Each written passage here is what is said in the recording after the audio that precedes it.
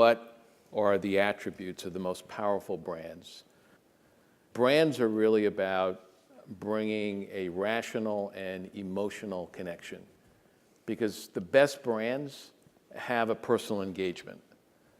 And the best brands and the brands that are really long-term are those brands that, in fact, have what I call a higher purpose, that it's more than just selling a product, that you're changing people's lives, you're impacting people's lives, you're allowing people to have fun. And when you have a brand that combines that rational value proposition with an emotional connection, it's really powerful. What people forget, because the card has been so successful, is the company started off as a freight forwarding company. And what's critical is the reinvention of the company over 163 years. One was that commitment to service was really critical. The point I make about our traveler's check business is that it had no income requirement.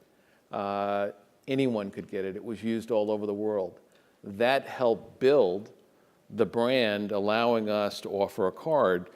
Right now, part of what I do, particularly with the partnerships that we have with a number of digital companies, I say the form factor is irrelevant. The reality is, think about the card as a platform to deliver service. So what's important is that you've got to understand, to create a brand, you need a core mission. And for us, we want to be the most respected service brand. Trust of the brand is very critical. Service is very critical. Security is very critical.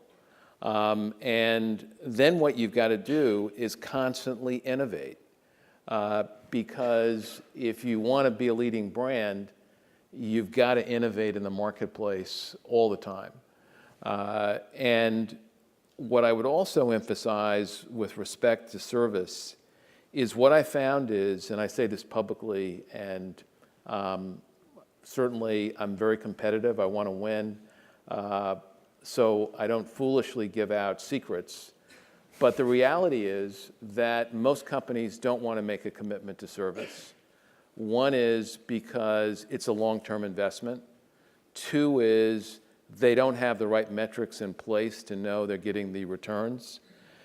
We, in fact, know what service interactions will generate levels of spending.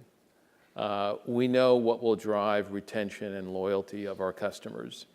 And one of the things that we did in our service, despite the fact that for years we had great service, around 10 years ago, we said, we're going to revamp it. We're going to reinvent the way we do service. We think people are too robotic. We think we're too rule-focused.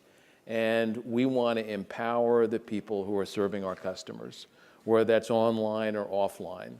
And we literally changed fundamental aspects of our service. And that leads to a very important point, which I believe in strongly, is you always want to create the company that will put yourself out of business. That's the way you constantly need to think. And if you believe that you're successful and you get arrogant about that success becomes a rut.